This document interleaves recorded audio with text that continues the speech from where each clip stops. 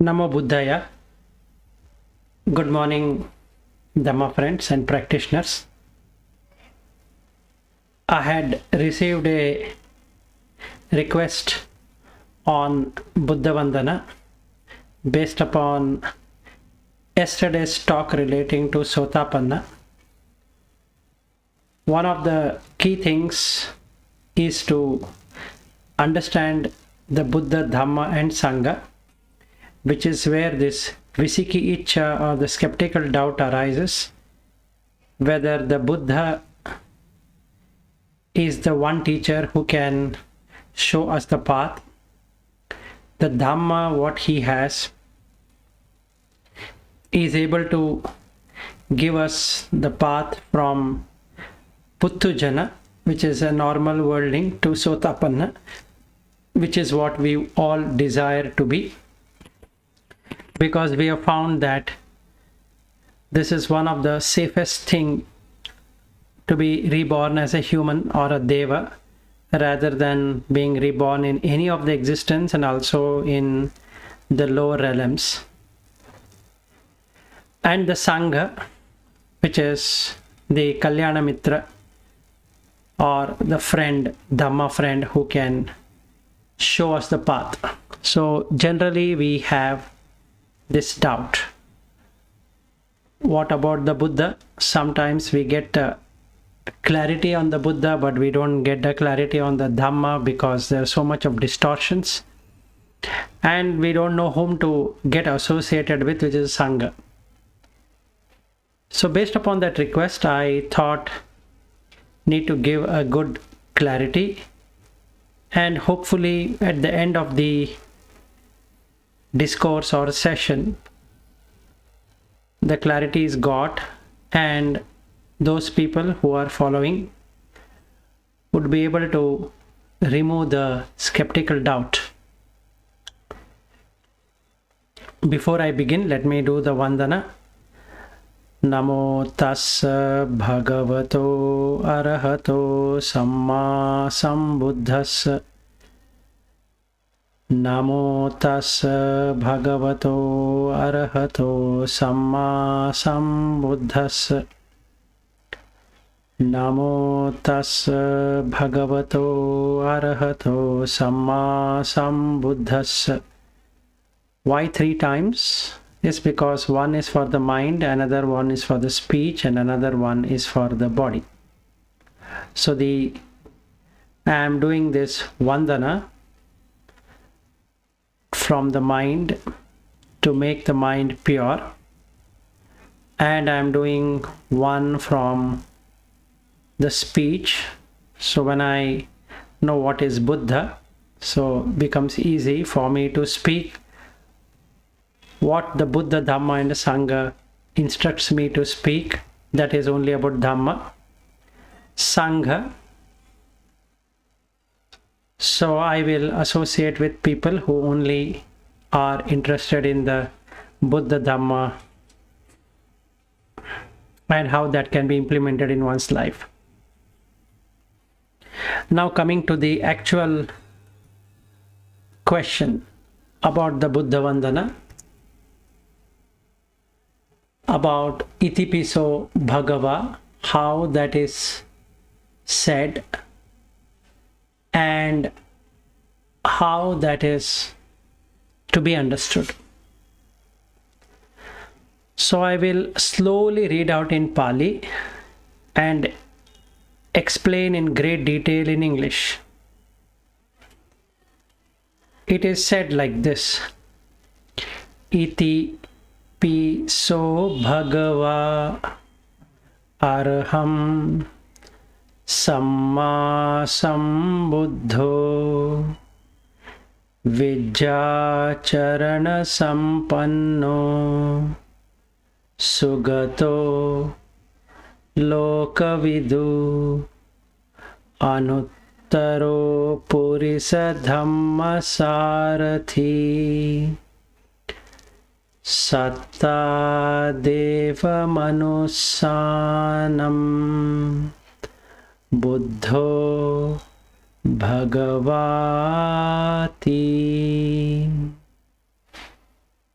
Now let's go to word meaning and then see for ourselves how this Buddha removes the skeptical doubt. Let's say I have many teachers from different tradition. Now I have come to the Buddha. Now what will happen? If I am a person in search of a teacher who can guide me properly. So now I am sitting in front of Buddha. Iti pi means because of. So that is that person, he, in this case Buddha.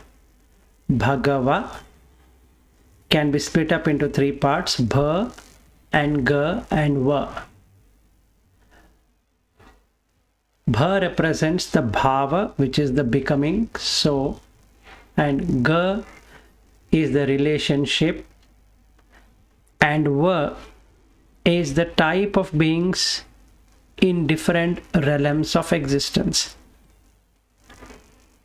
So what it really means when we say Bhagava, what we can remember is the person who knows how something arises and how something passes away, and how a being arises and how a being passes away, how a being arises as a human and where does he go. This is what Buddha could see. Where is the proof? Well, if you go through his details in the sutta, he has explained what did he see in the 7 nights, day 1, day 2, day 3. There he explains. But still I have a doubt. So let me park the doubt and see what happens to the next line. Araham. Ari means enemies, and Ham means one who has destroyed those enemies. So a person, when I look at a Buddha, I can see that he has completely destroyed all the asavas, that is the fermentation, the tanha, ditti, mana, uddhacca, all of that. Also, the 3 greatest enemies are raga, dvesha and moha. There are 6 roots, that is lobha, dvesha, moha, and alobha, advesha, amoha. These 3 roots, lobha, dvesha, moha, takes the being into a bad existence even in the current life, and alobha, advesha, amoha will take into a very calm, abiding existence in this present life itself. This is for people who don't believe in the past life or in the future life. There is no necessity, there is no compulsion that somebody needs to believe in the past and in the future. But eventually the person will understand for himself or herself there is this something called as past and something as future, because we are saying that I woke up today, that means there was an yesterday, and I'm going to wake up tomorrow, which is going to be a future. So it is only like a river flowing. So whether I really believe that yesterday existed, can somebody say, did yesterday exist? What's the proof? Yes, it's there in the memory only, so you can't do anything. And every present moment will become the past moment, and then future is just a projection. But we all know that we existed in the past, meaning when I was born till today, I say I am existing, or rather I existed, past tense. When we take it to the present, I say I am existing now, and I hope to exist in the future. And that's the reason we do a future projection. Jobs and everything, we have a future projection. Career, education, everything is future projecting. So even though somebody is a skeptic and says that he doesn't believe in past and in the future, but really he is doing the same thing. He is believing in the past and he is believing in the future. Anyway, so this arham is one who has removed the roots, 6 roots. That is Lobha, Dvesha, Moha and Alobha, Advesha, Amoha. What he has done is that he has come into the center. He has got into Samatva. That is equanimity, or rather called as an Upekha. He doesn't get attached to the Lobha, Dvesha, Moha. That means he doesn't have any desires, nor he is wanting to do something which will take him to the Punya Loka, or meritorious actions that lead to rebirth. So that means this person has removed rebirth itself. Okay, that's Arham. Samma Sambuddho. Samma is one, Sam plus Buddho. Samma is equanimity, just like I just now explained. It's not going to the extremes. So in the Dhammacakka Pavattana Sutta, Buddha explains 2 extremes, one going towards sensual enjoyment, another going to literally reductionist to a level of torturing oneself. So it's a middle path. Sam is association with Raga, Dvesha, Moha. So he knows what causes Raga, what causes Moha, what causes the Dvesha. And Buddho is one who has found the way on his own strength through Noble Eightfold Path and the 4 Noble Truths. So he could find what's the cause of the dukkha, what is dukkha, what is the cause of dukkha, what we can do to eliminate the dukkha, and the path he took to eliminate the dukkha. And that is the reason it's called as Buddho, one who knows, knowledge. Then we have this Vijja Charana Sampanno. Vijja is the knowledge. Now we have this question on what do we mean by Charana Dhamma. So I think I need to explain this in great detail. Yesterday I had done it, but I think some questions have come up with relation to that. So I need to really get into the detail of it and explain what it really means about Vijja Charana Sampanna. So these are 15 of them. First one is Sila, that is morality. Buddha talks about penance. There are 44 things what he calls as penance. So one needs to go detailed into Salleka Sutta.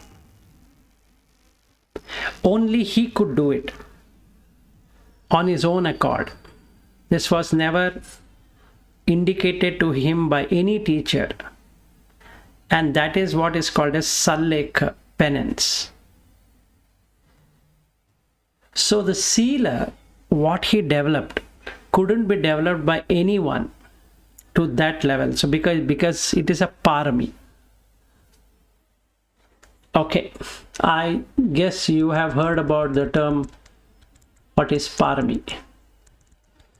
So just to say about it, let me take a moment to explain what is this parami is all about. That parami is the perfection in what? in the deeds. So the deeds are done in such a way that they exactly fall into the perfection categories. Now, what are the different kinds of paramis? So first one is dhanam. Dana is generosity, donation, donating oneself, one's own body, everything about oneself is dana. Sila, morality. Okay. Then we have nekkhamma. Nekkhamma is actually renunciation. So, without renouncing the lustful, hateful tendencies, it doesn't help in developing a very good mind. So nekkhamma is the third one. Panya is the wisdom. Virya is the energy. Khanti is ability to withstand. Okay, this also is called as patience.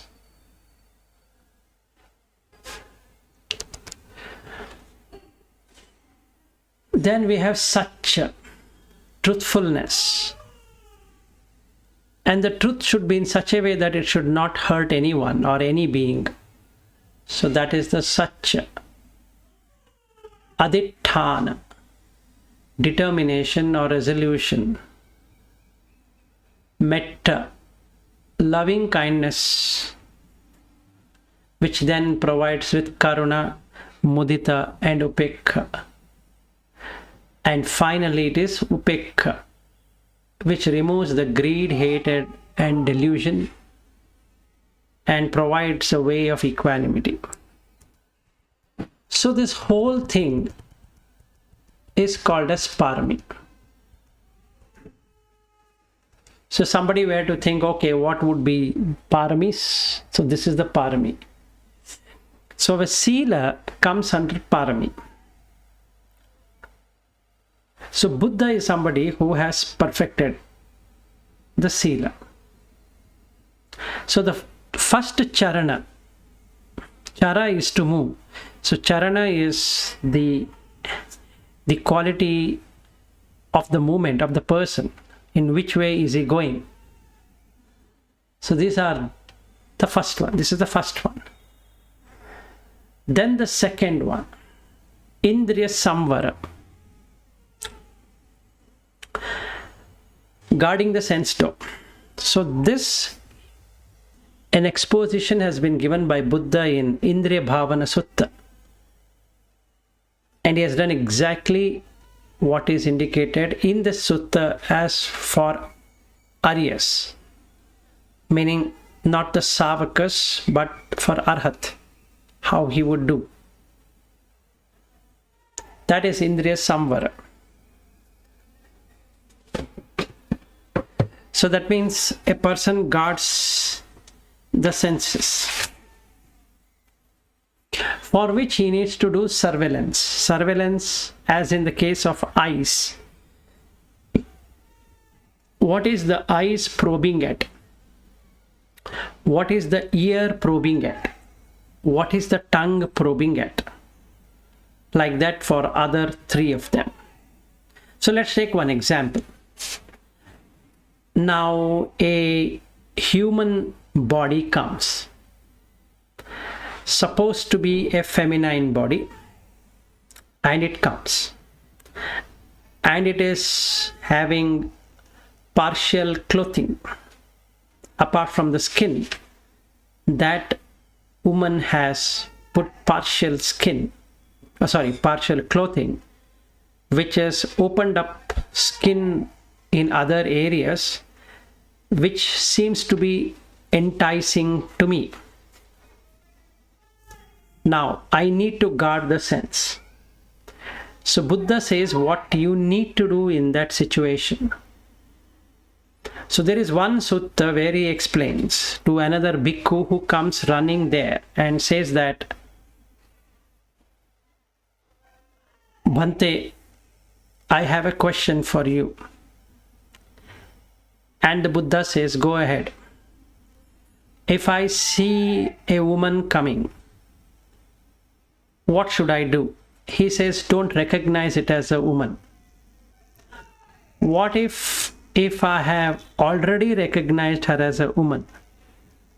Then you put your head down and walk. What if I have already seen the woman and I could not bend my head? Then don't touch her in your mind, any features. But I have already touched the features in my mind. What should I do? Then he says, don't touch her physically or verbally. Or he first says, don't touch her verbally. But I have already touched her verbally. I spoke to her. Oh, if you have already spoken to her, then don't touch her physically. No, I have already touched her physically. What should I do now? Then he says, you can touch it, you can talk, you can watch, but do it with awareness. Now that bhikkhu, as though understood, he prostrates to Buddha and he goes away, not understanding what Buddha said. There's a very deeper impact meaning to that. The moment we create the object in the mind, rest will follow. So we have to arrest at the base. So when we are starting, we should guard the senses. And in the case of Buddha, he has completely guarded the senses. Indriya samvara. So in our case, or in my case, I have already recognized it as a woman. I have already recognized it as a fair woman, or a brown woman, or a dark woman, a tall, a short, a fat, lean, something like that. And I've also recognized it as clean looking woman, dirty looking woman, smelling woman, perfumed woman, like that. So each feature I have already memorized, looked into in my mind. That means the lust has already taken over. The kama chanda is already there. What I should have done initially itself, woman is what? Is just flesh. So there's nothing to see in the flesh. So there ends the matter. But I didn't do it. I gave enough fuel to the fire. So now it starts burning. In the case of Buddha, he doesn't do. So this is the charana, second charana. Third, bhojane mattanyuta. Yesterday we spoke about that. I didn't explain in detail. It is called moderation in eating. So he says that one meal is for the bhikkhu. And in the case of Buddha, he has practiced that. That means in the night there is no food, in the morning only once. So if I turn myself to be bhikkhu instead of anagarika right now, then I need to go for one meal only. At present, some days if I am hungry, I will have the second small meal in the night. Otherwise, generally, I skip the second meal. So only one meal. So that is the bhojana matyanukta. Then this another one is called jagariyana yoga, which is wakefulness. That means you are not, Buddha doesn't sleep in the night.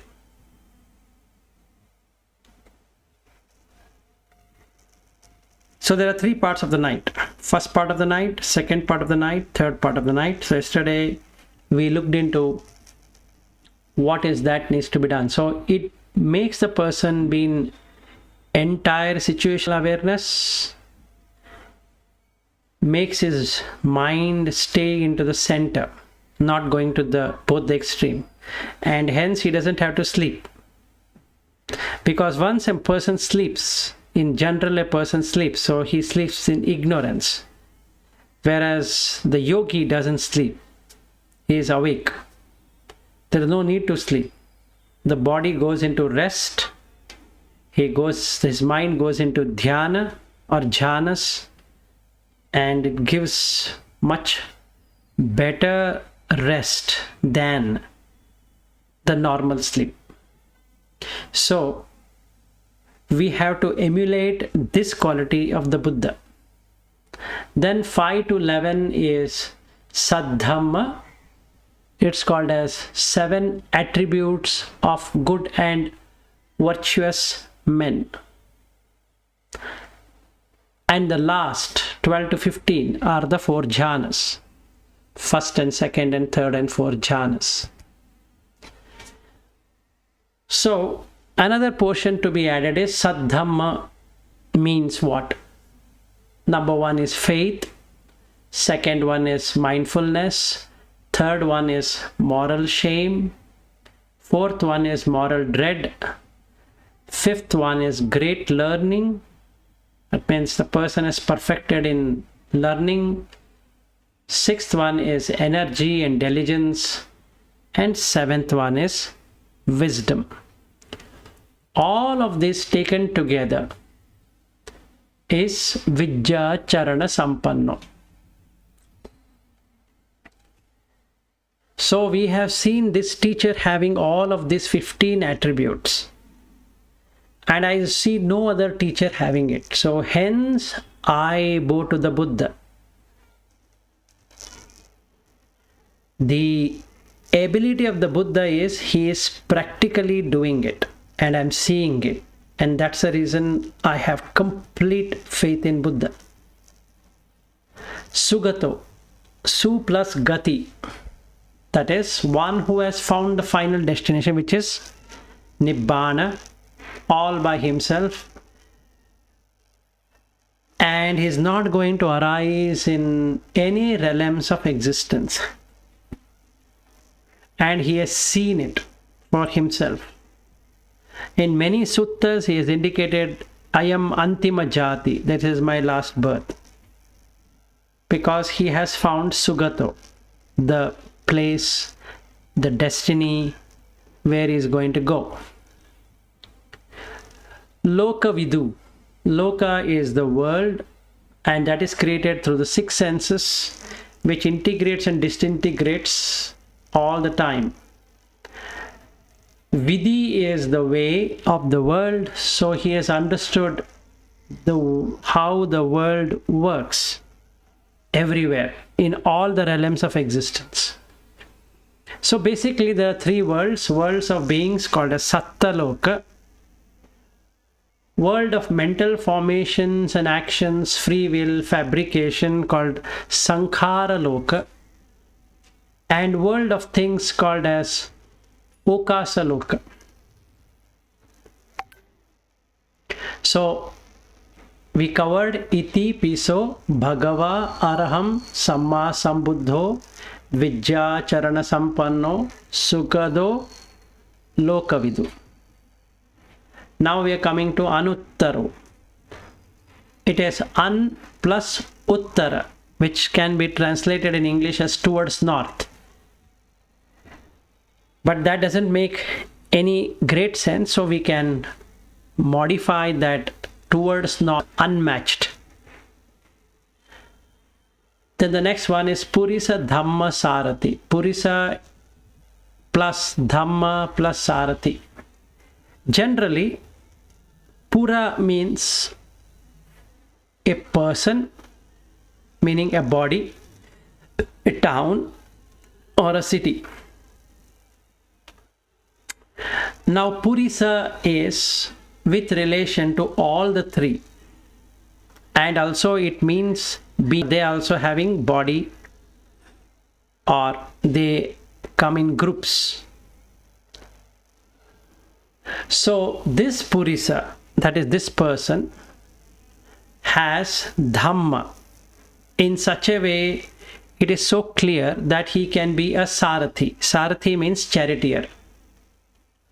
So what this person can do is, he can guide the person or persons or beings, be it human, devas, brahmas, Mara, any being which come in contact with the Buddha, to steer from birth and death cycle and take him to victory, Vijaya, that is victory. Of whom? So he says, Satta Deva Manussanam, like a charioteer guiding all beings, devas and humans. And hence he is called as Buddho, one who has seen the dukkha, the cause of dukkha, removal of dukkha, and path leading to the removal of dukkha, and hence perfectly enlightened. Also, who has removed craving for sensual becoming and non-becoming. That means there is no craving, and has found the Four Noble Truths and the Paticca-samutpada, and hence it is called Buddho. Bhagava iti, and we already covered Bhagava earlier, so this is the quality of Buddha. Now at the end of it, you need to really reflect upon the teacher. Whom are you following? In the human body, teacher right now, whoever I am following, is he having all of these qualities? Meaning, he is talking of the Buddha Dhamma, so is he inculcating these qualities in himself or herself? Let's say sometimes we get a doubt on a person whether it is an Arhat or Anagami and all of that. What we need to do is, we need to see these qualities and see whether those qualities are reflecting in a person who is claiming to be an Arhat. If yes, indeed, perfect, we can follow that person. If it is not, then he might feel that he is an Arhat and he has to do certain corrections to become an Arhat, or to get into that state of Arhat, or the Magga Phala has not happened. The Magga is known, but the Phala has not happened. That is, the fruit has not happened. He only knows the path. Nevertheless, we need to first know the teacher. Buddha is our teacher. So we need to see all of this quality in front of a Buddha statue. And if I am prostrating to that statue, if I am touching the feet of the teacher, since Buddha doesn't exist anymore in blood and flesh and blood, for me the Buddha statue in front of me has all of these qualities. Now I come to the Dhamma, that is the teaching. So there is a good saying about the Dhamma. It goes like this: Yo Dhammam pasati, so mam pasati. Yo Paticca-samutpadam pasati, so Dhammam pasati. Let me translate that in English. Yo Dhammam pasati, one who sees the Dhamma. So mam pasati, sees me. Yo Paticca-samutpadam pasati, one who sees the Paticca-samutpada or dependent origination. So Dhammam pasati, sees the Dhamma.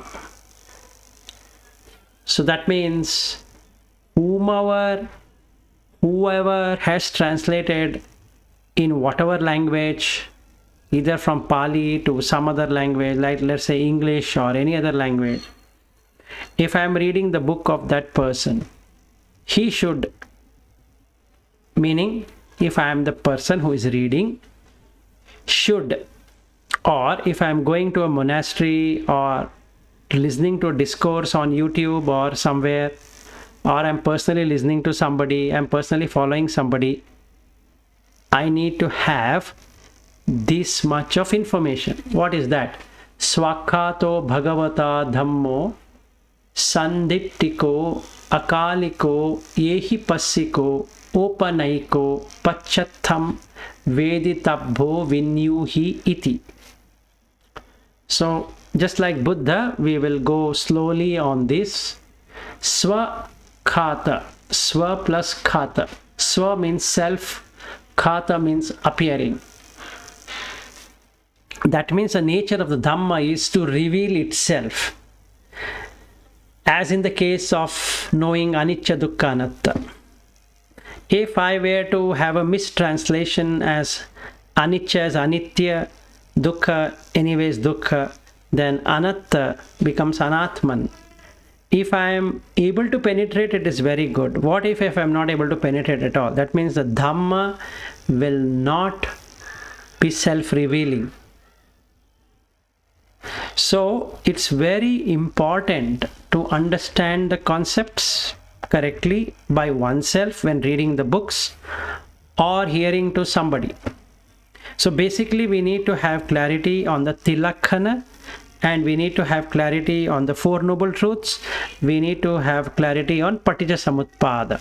If we are having these three things with us, then the Dhamma is eternal, doesn't fail, because the person sees through it clearly, because Dhamma is self-revealing. Swakhato. Bhagavata Dhammo, so the Dhamma is from Bhagava, which is Buddha, so we are able to see it. Sandittiko. San plus ditti is how existence comes about for all beings and the reason why one comes into this world. That means I should be able to see why did I appear in this world, and I should be able to see where I am departing from this world. If I am a Sotapanna, I should be able to know I am a Sotapanna. If I am a Sakadagami, I should be able to know the Sakadagami. If I am an Anagami, I should be able to know for myself what is an Anagami. And if I have already reached Arhat, I should know that I have reached Arhat, because Dhamma is self-revealing. That means Buddha Dhamma is something which reveals by itself. You don't require to have doubt. Oh, did I reach here or did I reach there? Am I Sotapanna? I am not a Sotapanna. I am a Sakadagami, not a Sakadagami. Let me ask somebody, hey, what do you think? Am I ever reached Sotapanna? That is a very clear indication that I have doubt on the Dhamma, because I don't know whether I have reached or not. That shouldn't happen. I should be able to know for myself. It's not trying to feel proud or something like that. It is demonstratable.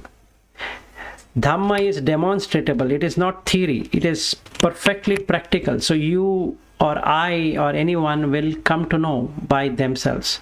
So any philosophy, any book we are going to read from Buddha Dhamma, we should be able to get that in an instant or by practice, whichever way it works. So Sotapanna is like entering the stream. It's called a stream enterer.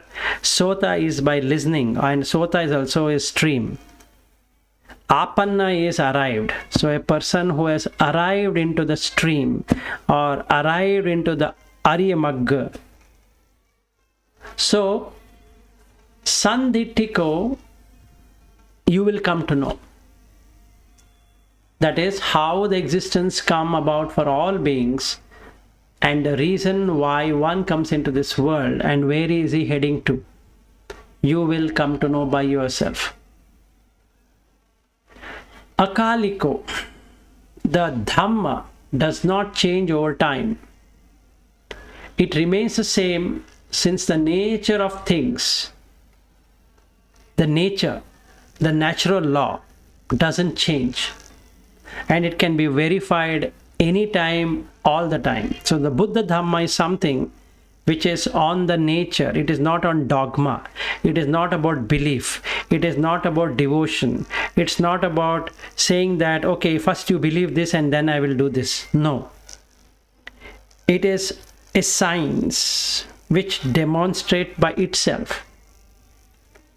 It's like saying that, okay, now I have eaten food, will it get digested? You are not digesting it. There's a process of digestion. It's as simple as that. Just like somebody gets up, brushes the teeth. As long as the teeth is there, you have to brush the teeth. So it is nature. So everything in the nature, meaning from the plant to animals to insects to humans to devas to Brahma to everyone, there is a law of nature. So akaliko, it's timeless. There's nothing called as time. It exists forever. Yehi passiko. Now this is an interesting thing. Passa is to see. Yehi is right now. So once you start applying the Dhamma, you can see that you don't have to wait to remove the defilements. The defilement or the kleshas gets removed automatically. You don't have to do anything. It just gets cleared. The mind shines. Pabhasaram idam chittam. The chitta is shining all across, is what Buddha says. So the chitta had a lot of impurities. Now it is clear, so it is shining. So the person is able to see for himself right now how his defilements are gone. Meaning, let's say I am having irritation, and by applying the Dhamma, I am cleaning it, just like a cloth or a shirt. It just got greased up. I have found a detergent which can be put and can be cleaned. It is demonstrable. It's not that I need to believe or I need to invoke a particular god or believe in a particular tradition, believe in a particular dogma or something like that. I don't have to do anything. Just put the detergent and rub it, and it goes. So that's exactly what happens to the mind. Ehi passiko. Opanaiko. Open for inspection. Means how origin and end happens in nature, in everything we see. It affects everyone, doesn't affect a few. Just like other traditions try to say that if you're believing in our tradition, this will happen, and in other tradition will not happen. No. Just like some tradition believe that only a particular community are born through, say, mouth, which is not true. Like in the earlier times during Buddha, there was a very bad belief that Brahmins are born out of mouth.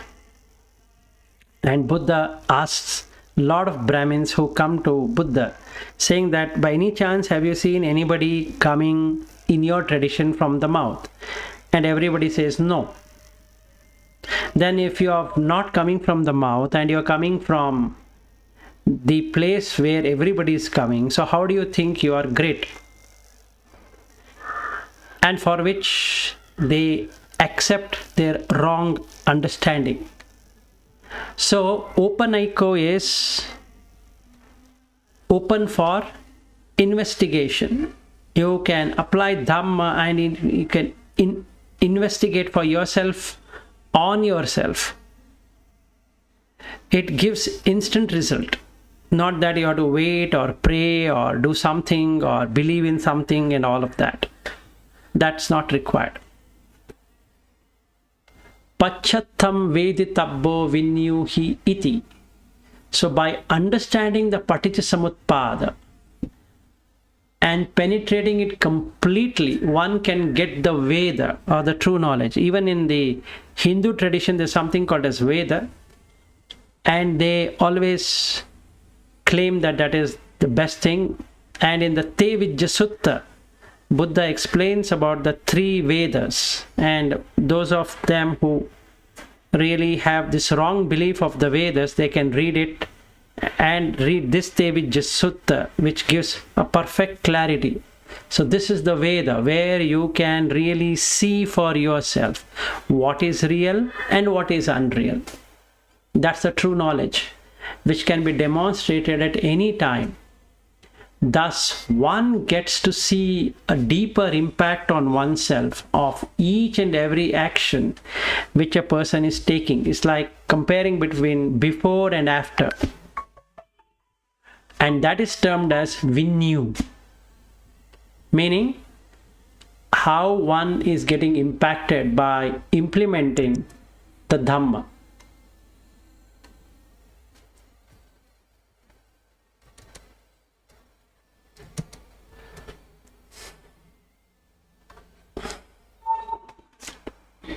So, thus the Dhamma helps one to see through everything that was covered. And so now you can see the bottom. And that is what the vinyu hi iti. That is, now you have seen it. So the covering was the avidya and is removed forever. So it shines. The sun shines, showing what is below. So now you can remove the bad things in that tumbler or in that, what I can say, in the bucket, bowl, whatever it is, and throw the dirt out. And now you have pure mind. So this is the Dhamma. Now we come to the Sangha. Starts with the noble qualities. Supatipanno bhagavato savaka sangho. Ujupatipanno bhagavato savaka sangho.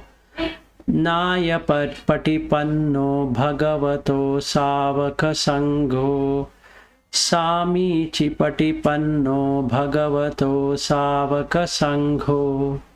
Yadidam chattari purisa yugani atta purisa puggala yesa bhagavato savaka sangho. Ahunayyo Pahunayyo Dhakkinayo Anjali Karanayo Anuttaram Punyakhettam Lokasa iti. So let's start one by one. Starts with the noble qualities imbibed by the Sangha. Sangha means coming together. Here the noble people are coming together. So there are 4 of them: Supatipanno, Ujupatipanno, Nyayapatipanno, Samichipatipanno. Pati in English translates to bonding. Panno means panya, which is wisdom. Thus the Sangha has been created from wisdom. And we have these 4. Su equates to good. Uju equates to straightforward. Nyaya or Naya means wise. And Samichi means pleasant to associate with. So if these 4 qualities are there, then it is a Sangha. Then he says, Yadidam chattari purisa yugani atta purisa puggala. Describing the 8 type of person in 4 yuga. And 8 represents the Magga and Phala in each of these 4 states. That is Sotapanna, Sakadagami, Anagami and Arhat. These are the 4 states, which is like a yuga.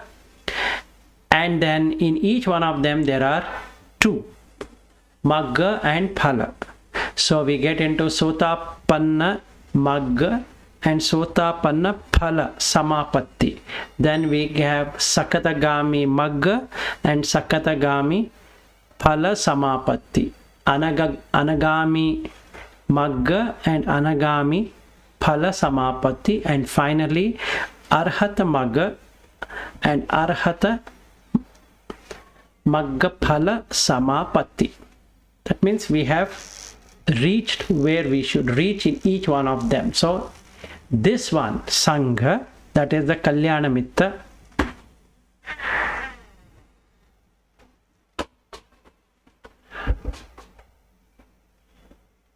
will help in directing the people or directing the person who is joining into the Sangha to get into these aspect.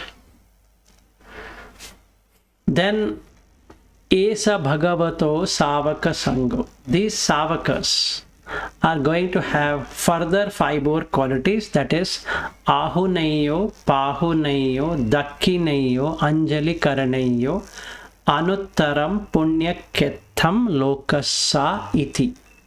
So now let's go detailed into it. Neyo represent Niyama Dhamma or nature of things. Ahu means grasping, properly grasped, rightly grasped of 4 noble truths, Paticca Samutpada and Tilakkana. Pahu is joined or inseparable, that is, the person has so much of faith in the Buddha and Dhamma that it is inseparable from him. Dakkineyo is to see clearly the arising and falling away, Anicchasanya.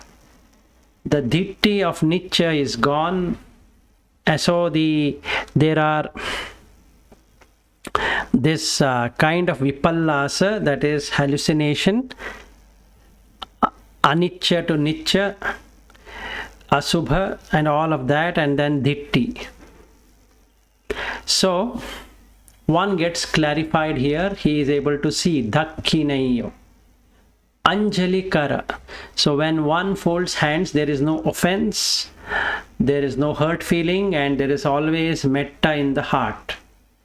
Because if you clench your fist, there is shows aggression.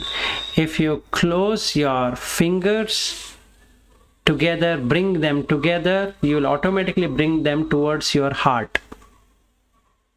And hence Lord of Metta comes into existence. And the very act of doing it shows there is peace abiding, and you are not holding anything. You are not covering anything inside. It is empty. So folding hands shows that I am empty of any malice, any bad intention I have. So the Sangha has this attitude of helping each other, and hence they don't hold anything. That means they have no malicious intentions at all.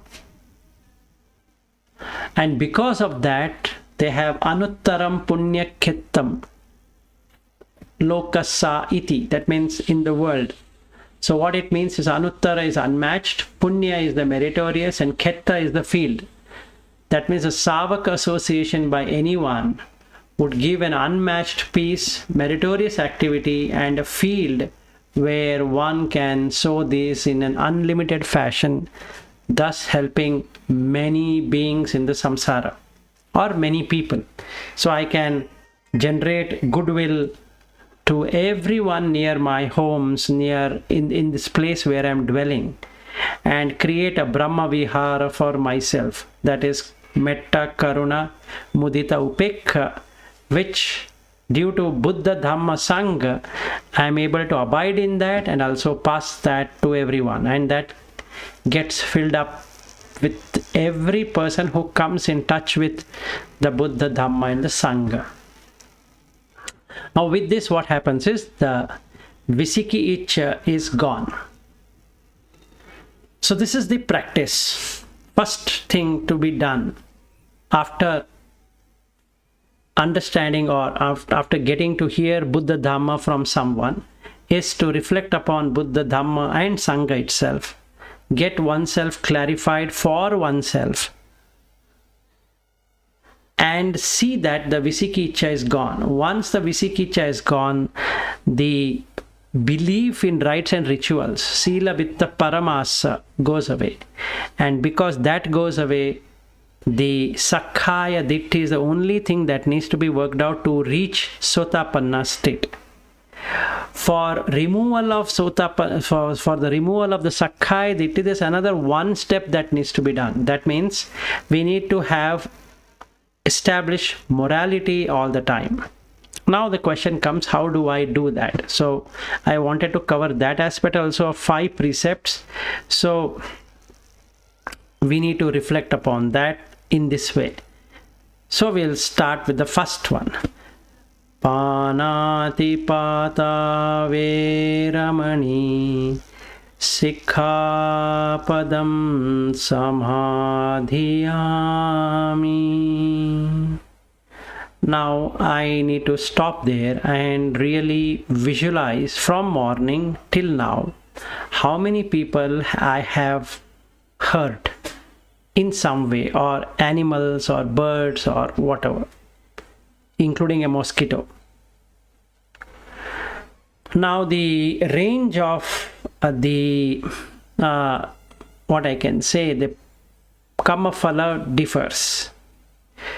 So killing a human being, or even character assassination of a human being, is much worse than killing a mosquito, because the effort what needs to be put is much higher in causing harm to a human being than causing or killing a mosquito with knowing or without knowing. So there's a difference, but still it is panatipata. So if I've done that, I have to accept that I've done it and I have to do something about it. Something about it is like this. There is a stream, river, which is flowing, and I'm having a glass full of salt water, and the stream river is sweet water. So even though I'm putting the glass containing the salt water, yet the water I'm drinking is going to be sweet, because the punya phala is more than the papa phala. So killing the mosquito or killing something because I couldn't do anything other than destroying it, even though I know it is bad, but because of the malaria or because of the dengue, because of any other reason, I have to destroy it, otherwise it's going to create more problem for my health and I don't have any other choice, then I have to kill it. Now knowingly I have to kill it. That means first I have to have an apology in my mind that I'm doing it, but it again has a karmic essence. So it's just like putting salt water into a stream of river. So I need to have enough punya karma to offset this bad karma what I'm making. Okay, so what would eventually happen is that while I'm walking or I'm doing something, or I get hurt in my leg or hand or whatever part of the body, so I'm going to be getting that, but that impact will be not as much as it could have been without apology, without feeling compassion. So this I need to practice. So what I'm trying to say is that we cannot stay without killing one or the other. Like in water we get a lot of bacterial. We need to boil the water. So let's say we have to boil the water. Now we have this COVID infection and all that. So we need to boil the water. So you can't say that, oh, it will harm those beings. Yes, it does harm, but you can't do anything, because they are born in that because of their karma.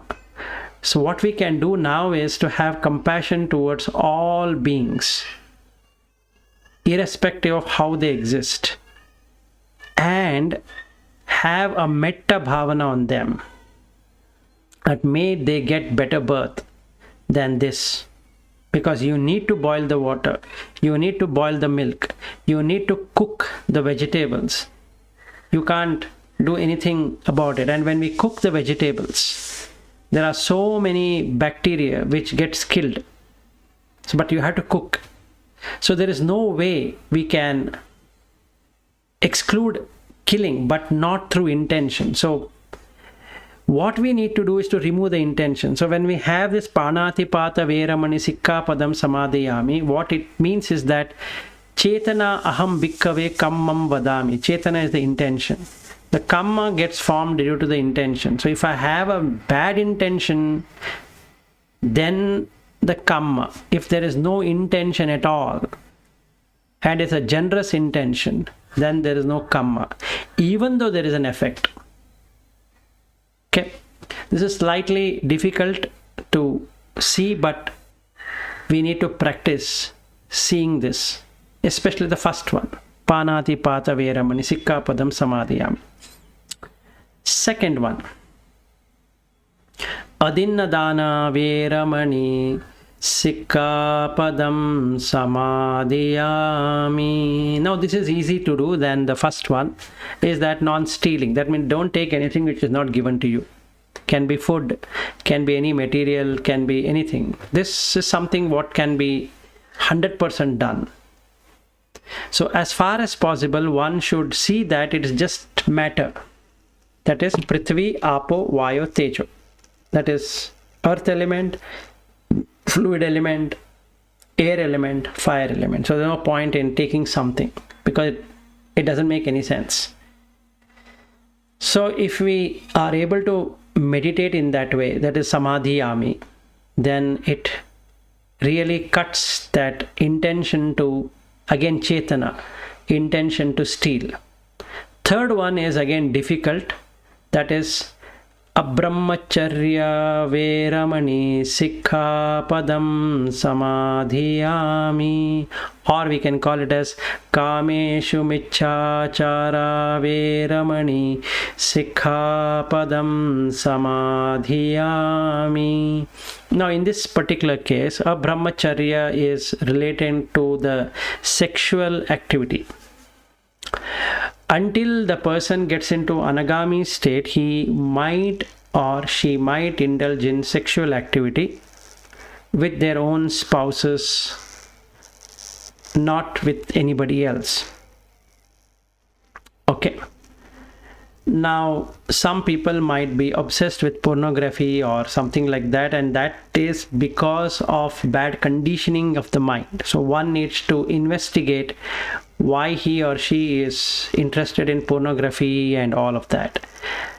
This can happen even at a Sotapanna level, that the person is indulging into masturbation and pornography at the Magga Phala, but Phala has not happened. So we need to remove that conditioning of the mind by seeing Asubha, that is the filthy nature of the body. So once we start the urine, feces and all of that, we get disgusted by feeling for the body. And once we get into that, this intention to do pornography or intention to masturbate will go away. And once that goes away, that hindrances goes down. That means the person wouldn't feel like having a sexual intercourse even with his wife or with her husband, and they can remain a celibate. Similarly, on the other four, that is tasting, smelling, seeing, and hearing, these four, again that needs to be practiced. So then the Kameshu Michchāchāra wouldn't be there. It means, what I mean to say is that indulging in senses, irrespective whether it is feasible or not, so that becomes Michchāchāra. Having an affair with someone, doing something and trying to indulge into activities which brings demerit to oneself. So this is the Kameshu Michchāchāra. But Kama as such, for what is given to that person, is okay. But that itself is a hindrance later as a Kama Chanda. So we need to come out of that. This is for people who are already Sotapanna and desirous of going to Sakadagami level, meaning getting into the Sakadagami Phala and Anagami Magga Phala. Okay. Then the fourth one is again slightly difficult but easy once you get through it, is on the speech. Musavada Veramani Sikkapadam Samadhiyami. Now here we need to see for what are we speaking. So first thing what Buddha recommends is Sampapalapa, that is frivolous speech, or just speaking because we are speaking. Now, let's say we want to talk about politics, we want to talk about women or men, or we want to talk about some country, we want to talk about how people are behaving, we want to talk about the different traditions, then we want to talk about different food habits, history, this and that. All of these frivolous talks would harm a person, because then he will tell lies, he will have harsh speech, and he will also have this pisuna vacha, which is backbiting. So if we were to stop the sampa phalapa itself, that is indulging oneself in the frivolous speech, the other three will go away. So the way to practice of musavada, that is telling, it's not actually telling lies, it is about scheming and saying something for one's own benefit, and that is what musavada is all about. So generally we think and we speak, meaning we plan it out, we'll see what is the benefit of doing it, and we want that benefit, and then we do something about it. And that exactly how musavada works. And for doing that, you need to set a value. So generally we set a value in terms of currencies, or we set a value in terms of something to do with that object itself, or something of enjoyment, and then only this musavada will work. And along with that, the pisuna vacha and the parusa vacha, that is the harsh speech and the backbiting, also works, because there's something to lose, because there's a value associated with it.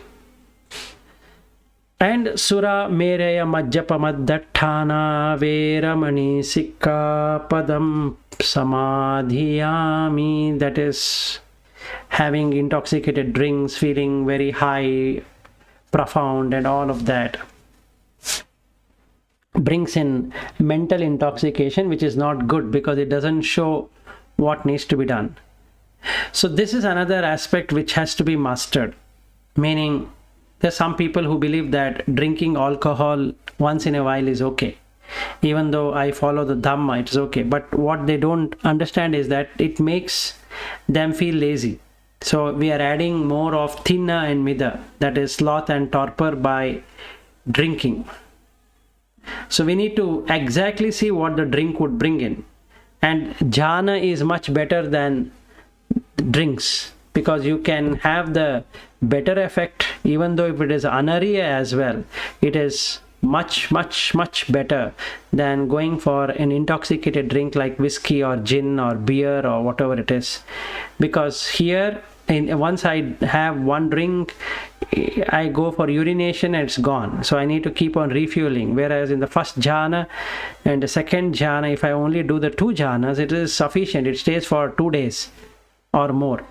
I don't have to keep on entering into jhana. That is sufficient.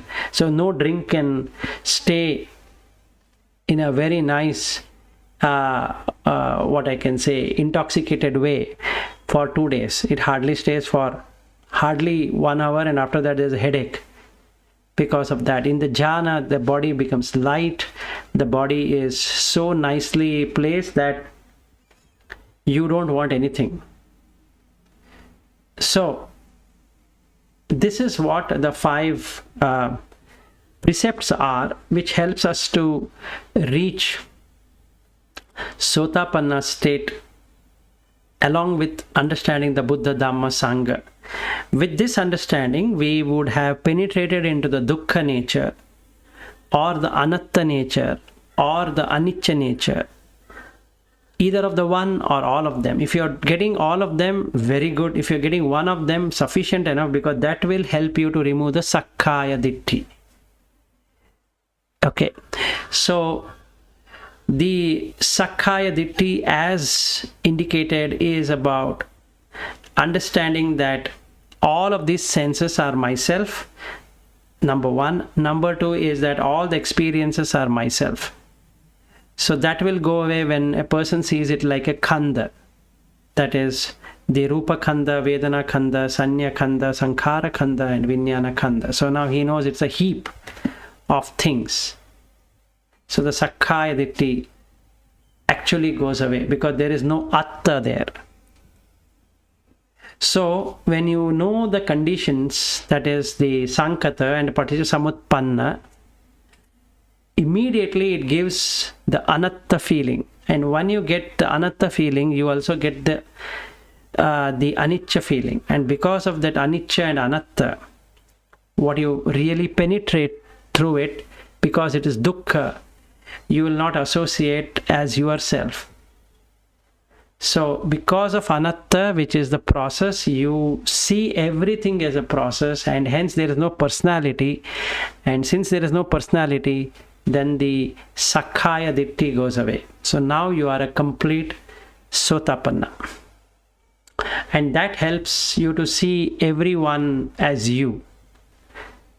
And when you are able to see everyone as you, you have nothing to do with anyone now. Now there's nothing to compare, there's nothing to contrast, there's nothing to compete. There is absolutely blissful feeling. Now you're not worried about somebody's tall, somebody's short, somebody's having money, somebody's not having money. You yourself have money, you don't have money. You have a good job, you don't have a good job. You have a good house, you don't have a good house. All of that get washed away. And you see everybody is having the same dukkha. Because you have to keep on supplying. You have to keep on supplying food, which is the fuel. You have to keep on supplying the phassa, which is the contact. Then you have to keep on supplying the thoughtful process, what I will do, how I will do, this and that, and all of that is again mano sanchetana, which is also an ahara or a fuel. And finally the vinyana, or the consciousness itself, is a food. So we keep on collecting and collecting and collecting impressions. So this penetration takes us from Puthujana to Sotapanna, from Sotapanna to Sakadagami, and from Sakadagami to Anagami, and then to Arhat. But the foundation here is the Buddha, Dhamma, Sangha, without which we might not be able to reach the Sotapanna state. So we need to know what is Buddha, what is Dhamma, what is Sangha. Hope I have given clarity in this discussion so far, which is a continuation of our yesterday's talk. And those people who had questions regarding the Buddha, Dhamma, Sangha, I guess they have got it answered. And if anybody would like to discuss with me, you can either contact me by email, or you can basically contact through Discord as well, or whatever. So I am always available to help the Dhamma friends as a Kalyana Mitra, and let this Dhamma help everyone to attain Sotapanna, Sakadagami, Anagami, and Arhat. And may all beings who have come here rejoice in this Dhamma of Buddha. May my parents who are no longer there, may my relatives, friends, uncles, aunts who are there and also not there in this world, through this Dhamma, let them get benefited. Let them also see what is true religion in terms of observation, in terms of penance, in terms of practice, in terms of reaching the destination. May all of them gain merits. Thank you very much, and thanks for the opportunity. And I will again get back if I get any further questions relating to the same. Thank you.